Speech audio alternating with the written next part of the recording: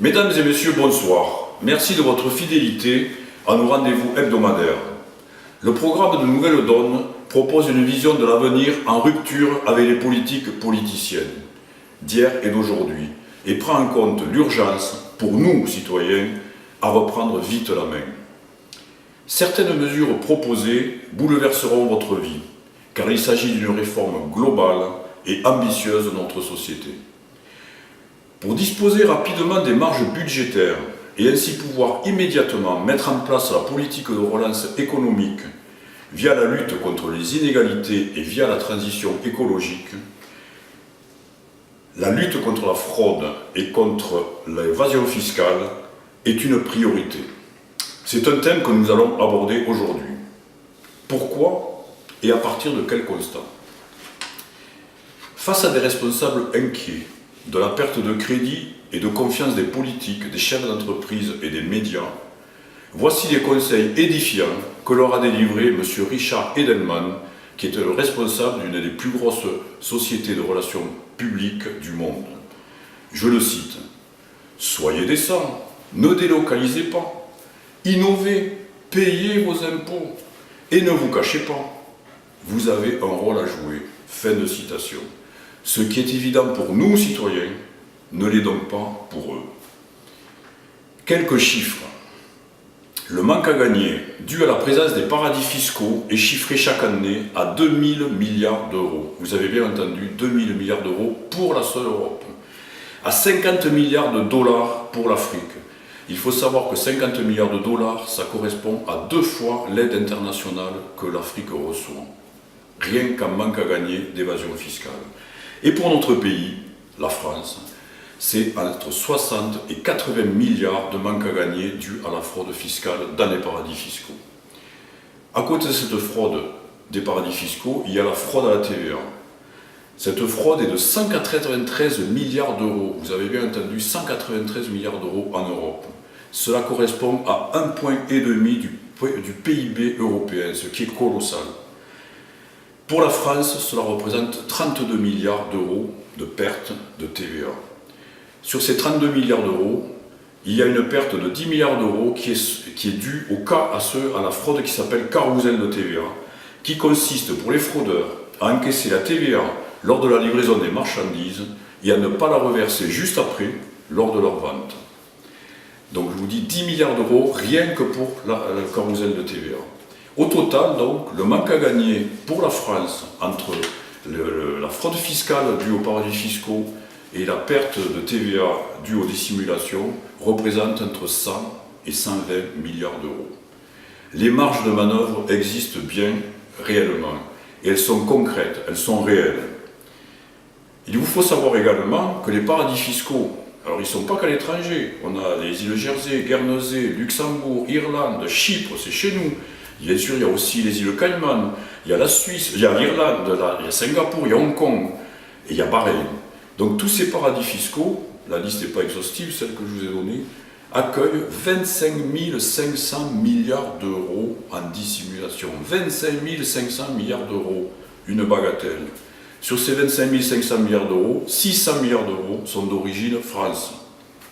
Donc 220 qui viennent des grosses fortunes dissimulées, et 380 des entreprises.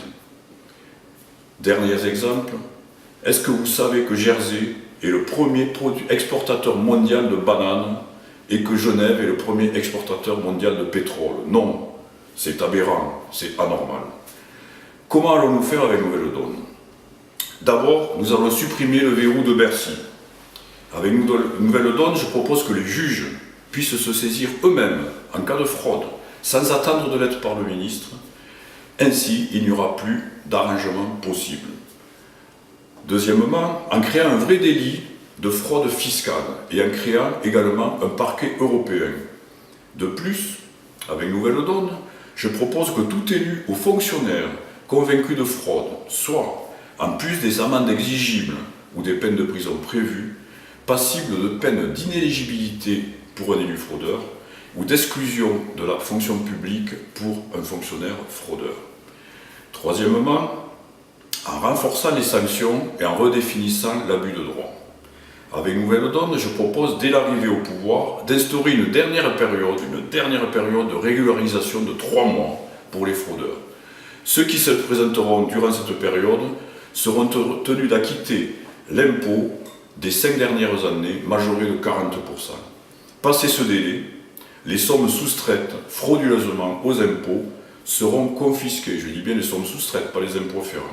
Elles seront confisquées et majorées de 40%. Quatrièmement, en mettant en place plusieurs autres mesures de bon sens. Avec Nouvelle Donne, je propose d'inverser la charge de la preuve, c'est-à-dire que ce serait désormais au fraudeur à apporter la preuve qu'il n'a pas fraudé. Deuxièmement, d'engager la responsabilité des conseils ou des avocats d'affaires ayant aidé à frauder. Ces derniers deviendront solidaires des fraudeurs et deviendront solidaires des sommes dues par les contribuables. Ils s'exposeront aux mêmes sanctions que les fraudeurs. Autre mesure, établir une liste des paradis fiscaux exhaustive et redéfinir les modalités de transaction des revenus logés dans les paradis fiscaux. Vous avez vu ces dernières années, la liste des paradis fiscaux se rétrécir comme peau de chagrin. Nous allons la remettre à jour. Autre mesure, affaiblir la puissance des lobbies en séparant les banques d'affaires des banques de dépôt. Ça a été fait aux États-Unis, Trump revient dessus. En France, ça n'a pas été fait. Il y a une loi minimaliste, il faut séparer les banques d'affaires des banques de dépôt pour préserver vos avoirs. En imposant aux entreprises également d'établir un reporting par pays en termes de chiffre d'affaires, de résultats, d'effectifs et de subventions reçues.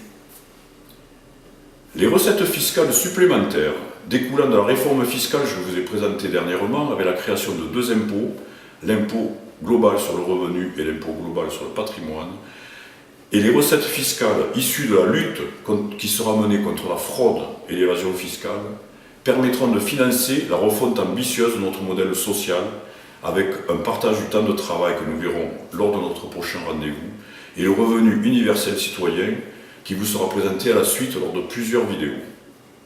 Une fois élu, en tant que député élu national, je déposerai et je m'associerai à des propositions de loi qui iront dans le sens des propositions que je viens de vous exposer.